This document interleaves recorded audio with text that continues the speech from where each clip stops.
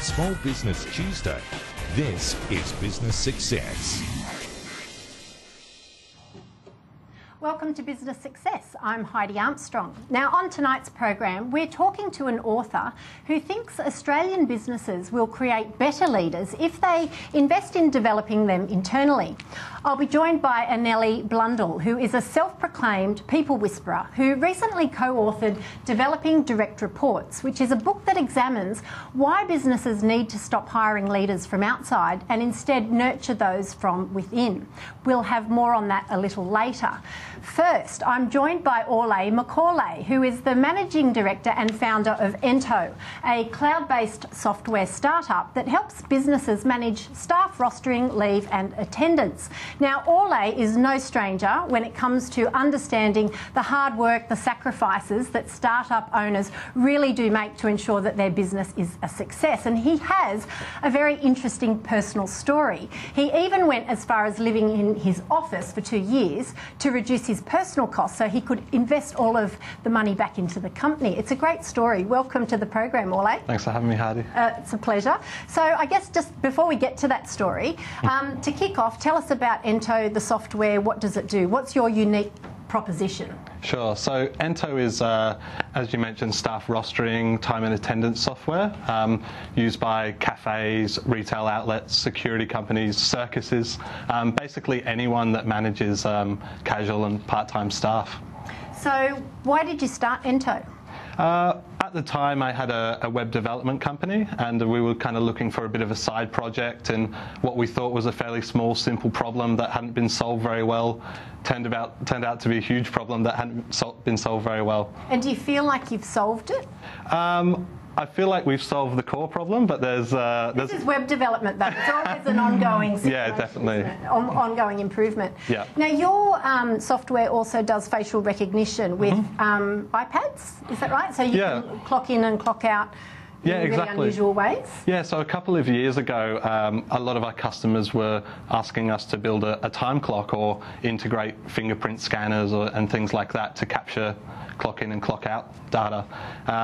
We didn't think fingerprint scanners were the way to go. They're really expensive, kind of inaccurate. So what we did is build an app that runs on... Everybody does an app. Everyone does an app. We did an app. We did an app. And it means you can put an iPad on the wall, and staff can walk up to it, click their tile, takes a photo, and that's them clocked in. Same thing on clock out. So it was a cheap way to have a really good biometric time clock. And what about in terms of SMS? I mean, SMS is the way that all the Gen Ys like to get communicated. Do you do that? Yeah, absolutely. So that was one of our first features. As the manager builds a roster and hits publish, it sends the staff an SMS and they can fire a quick text back to acknowledge their shift. So that saved managers calling people, in the middle of the night, or a staff member not knowing, when they were working next. So it's...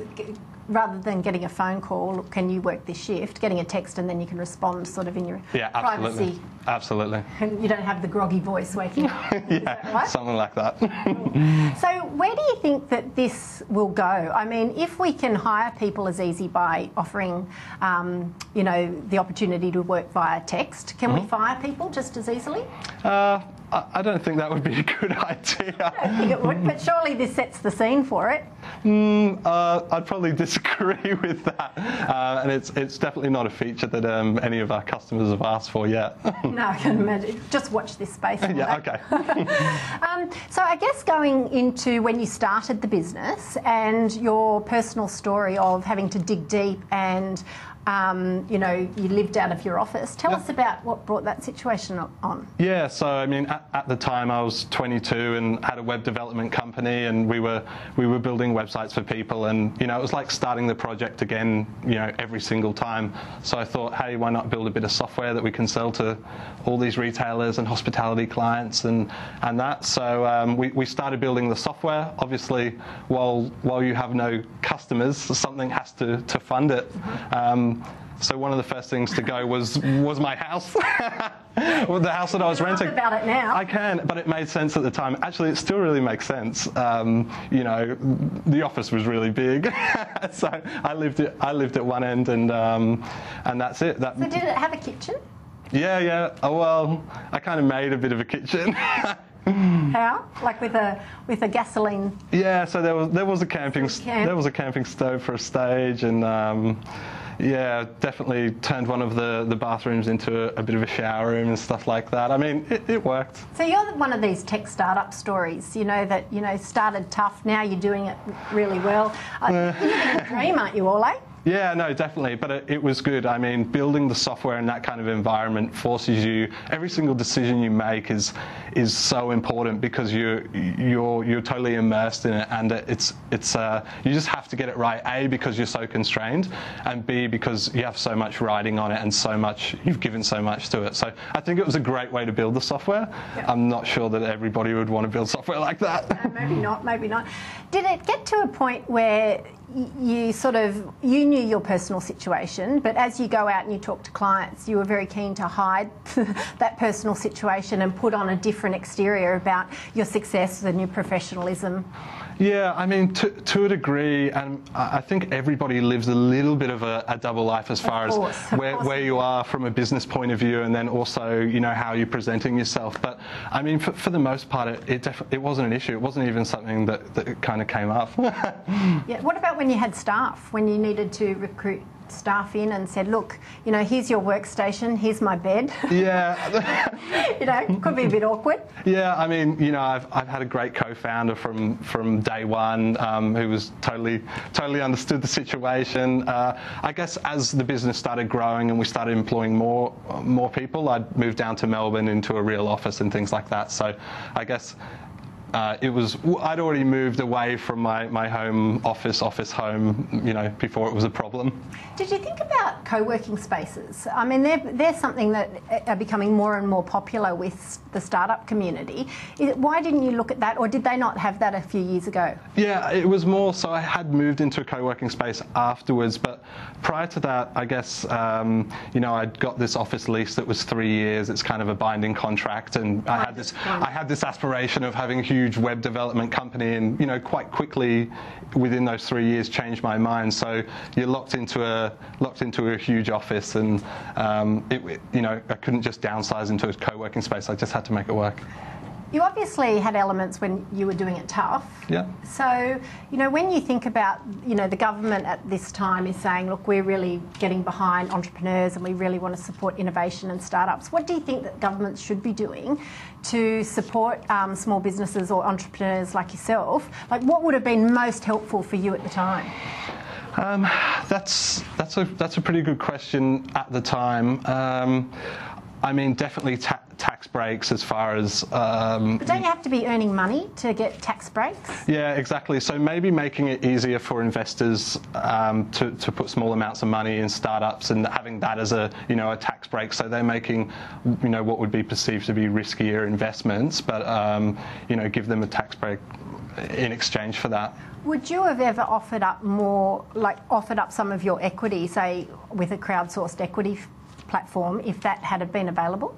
Yeah, definitely. And the whole way through, I guess, the business's upbringing, I was always looking at what was the investor landscape looking like, and what kind of crowdfunding options did I have, and it's changed dramatically over the last 5 years. It's for the better. We're not really there yet here in Australia, are we? We're not there compared to maybe the States, but we are moving in the right direction. There's great investors for good startups. There's money available, so I definitely can't be too critical. And I think... Do you have an investor yourself? Yeah, I do. So we raised... Mum or dad? No? No. They're always the first Bank investor. of Mum or Dad. Bank of Mum and Dad, yeah. No, so we raised money maybe 4 or 5 months ago from Airtree VC, who are an amazing investment company based in Sydney. Mm-hmm. So, yeah, I mean, and that's really... Was that your first round of... It was. And it's really changed the game, for us. We can double staff, and we're already on track to double revenue, and it was what we needed at the time, and I mean... Aulay, how did you come across your investor? So I guess I reached out to other entrepreneurs I knew that had raised money or were in the process of raising money, and yeah, that's basically it. A few introductions. I introduced myself to a few people, and you know, 3 or 4 pitches later, and there we were. And now, is it that the world's your oyster? Is this something that you could take global, or is it really something that has to be around the regulatory environment of Australia? Oh no, absolutely. It's a global play eventually, but there's so much to do in Australia first. You know, our biggest competitor is still Excel, and there's, you know, it's a market kind of ripe for disruption. That's why I started it 5 years ago. It was because the software had been around for 10 years and it needed to freshen up, and it's still the case to a degree. Do you think you wouldn't have been such an attractive option to the investor if you didn't have the legs to be potentially a global tech business? I guess, you know, I definitely can't speak for our investors, but different investors look for different things. I know our business definitely can scale, and that did make us more attractive. So that's definitely a factor. Well, I wish you all the very best as you continue to scale up, and thanks so much for joining me. Thanks very much. Pleasure. And coming up after the break, Annalie Blundell explains her job as a people whisperer, and will be telling us a little bit about the book she co-authored called Developing Direct Reports.